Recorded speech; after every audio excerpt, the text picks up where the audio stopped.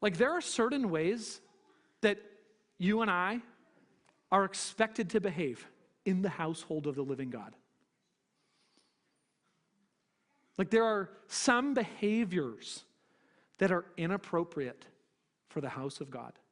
And I don't mean that as, sometimes we think, like, you come onto this property at 536 Southwest 10th Street, and if you commit a sin here, it's like extra bad. No. If you are in the house of God, church, then you're supposed to behave like it.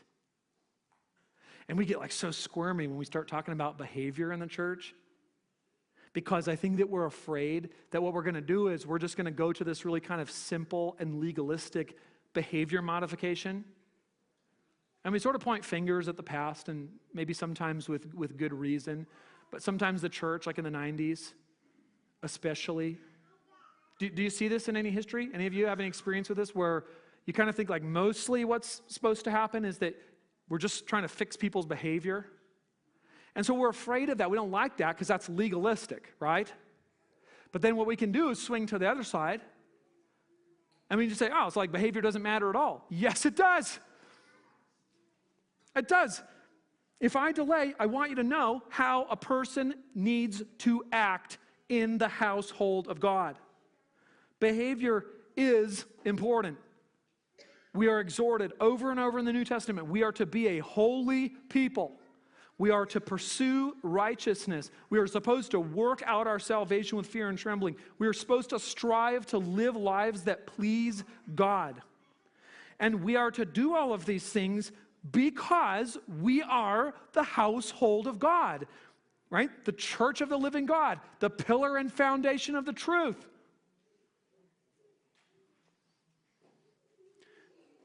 Now, to be very, very clear, what we will twist that teaching into is we will say, okay, so I have to behave correctly before I can be part of God's family. Or I have to behave correctly in order to be part of God's family. And that's just the wrong order of things. So we say in our family, let me give you an example of this, an illustration. Gwen or Finn, I need your help here. I need you to finish this for me. Loud and clear, loud. I know you're capable of that. Okay? I want you to finish this statement for me. We are not a whining family, and we don't throw fits. Yeah, and that works. So we say that like that in our family because we want our kids to know, like that's just one piece, but it's like this is who we are. This is who the Burns family is. We are not a whining family, and we don't throw fits. Now, how might a troubled, insecure, and even idolatrous heart twist that? It would twist it into, I have to not whine and not throw fits in order to be part of our family. Do you see that? But that's totally wrong, isn't it? It's totally wrong. It's not even the right logic. The right logic is, girls, you are in this family. You already are. And your status is not at risk there. Like, not from throwing fits, not from whining. But, doggone it, you're Burns. And we are not a whining family, and we don't throw fits. And in the church, I propose to you, it is a very similar logic.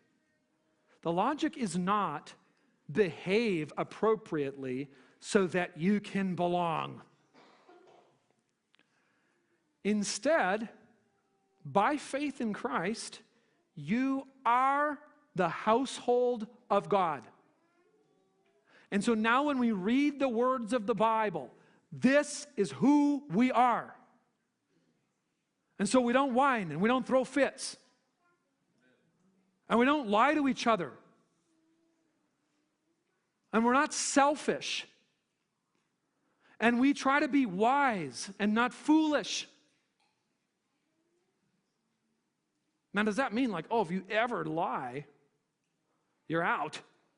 No.